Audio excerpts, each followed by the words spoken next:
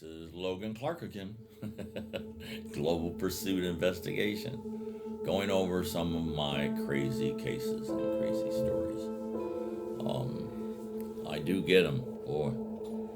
I guess after a few years of doing what I do, you start to get a reputation, and I get a lot of cases from other detectives that don't want to mess with the case, and they'll call me.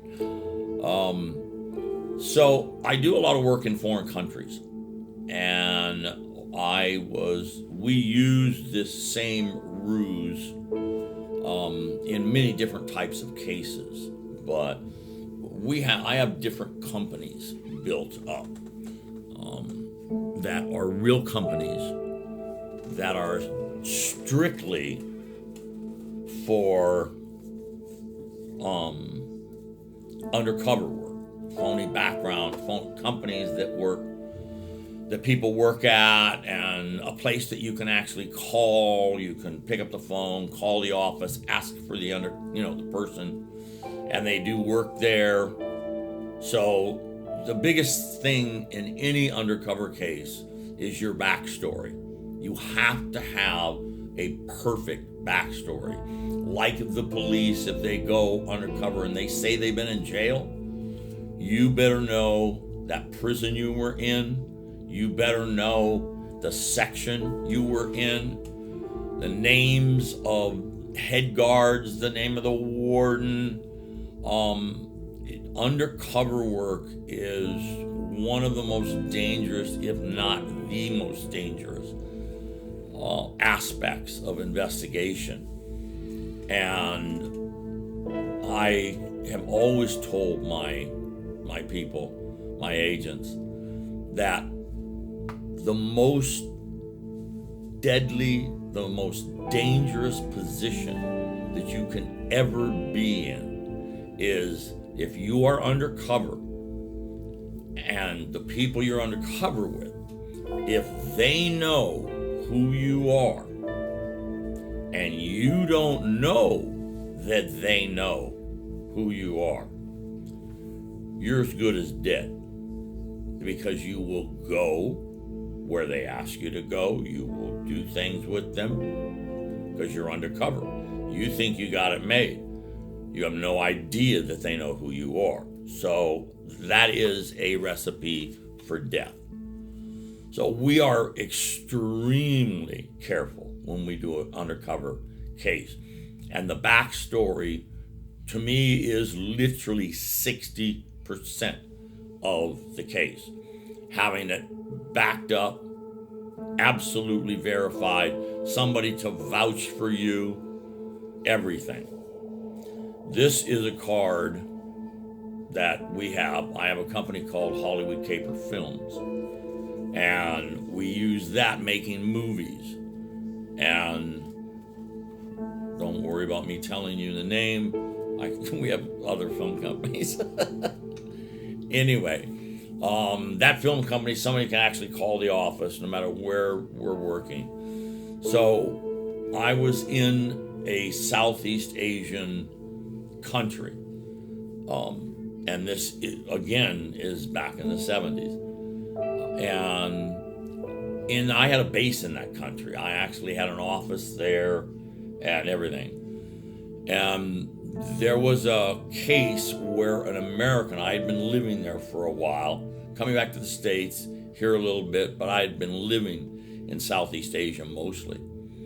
And an American expat that was there, that I knew, that I drank with and had dinner with, had him over to my place, he got arrested on a murder charge, and he was totally innocent. We knew that a local gang had done the murder. We knew our guy didn't do it, and he just became the fall guy because the country could say, see, we solved the crime, and it was this terrible foreigner. So he was in prison. Basically, they gave him life. And so they came to me and asked if there was any way I knew that I could get him out, possibly, either through my contacts, or some other way. And we thought about it, and I talked to my guys and went over a couple of plans, and I said, yeah, I know how to get him out. And this was a small city that he was in the jail. This was not a major prison with incredible security. Third world countries pretty much don't have those kinds of jails and prisons. This guy was thrown in to between, I guess, it was more like a county jail that he was serving time in. I guess that was what you could compare it to.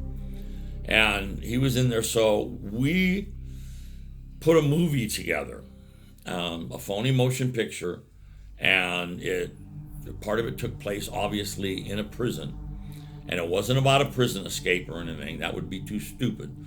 But it was just a story that took place in the prison, and we had to shoot there, and then outside we would shoot the rest of the movie. So we went to the prison, and we have the forms, we have location forms that we pay you money for, and I'll even give them a couple $100 down and say, okay, we're going to use this location on this date, blah, blah, blah. So we set all that up, and I had a movie crew. It's not that expensive in third world countries to get a movie crew. And I even made sure that we cast the warden in the movie as himself so that he could, get good camera time. And we even put in, I think it was like his foreman or whoever, not the warden, but he was kind of the guy in charge, the top cop. And so we got both of them. We had acting parts for them in it, just being themselves, not too difficult. But this gave me a chance to have them sit in a room to learn lines, right? Study your lines. You guys go over your lines. They would do basically anything I wanted them to do. And they were so sold on this thing happening. And there were actors, local actors that I knew, that I had worked with, that I had done stuff with, who vouched for us. So they were flipped out, there were local movie stars, in the movie. And so it was a long process, but basically what we did is we had filming in the yard, we had filming in the cells, and I made sure that there was one guy who kept going back and forth. And I didn't really put a title to what he did. He could have carried camera rolls out, film rolls out. Back then it wasn't videos. It was actually 35 millimeter film. And so almost like a PA that's working. And this guy had long gray hair, and it was a wig. We had made him up. He had long gray hair. He had a goatee, and he had these gold chains and a medallion on him. I wanted to make him stand out. I wanted to make him obvious. Now, you'll see why in a minute. So this guy, all during the shooting, were going back and forth and doing all this stuff, and shutting down for lunch. Nothing ever happened. They were a little on guard at first, but it relaxed. We invited everybody to eat and, have a good time. And in third world countries, they actually drink beer while they're working. And then we gave a couple of the guards beer and let everybody sit down and eat. So as we did this all day long into the evening, I fixed it so at one point towards the end when we were wrapping up, the guy who everybody saw going back and forth with the long gray hair and the goatee went in to the prison. Also in the cell where my guys were the subject that we wanted to get out, the guy was in the cell there. So while everything, all the action, we're making it look, shooting B-roll, what they call it, and we're doing some action outside, which kept everybody's attention outside looking at that. I had the makeup girl come in and switch everything from the crew member, the PA, and the gray wig and everything else. I had that all switched to the prisoner. And obviously we made sure that they were the same height, about the same build, everything. And so we got him dressed up, the same jacket, everything, as this other guy. And the other guy didn't have all that stuff on anymore, so nobody would see two of them.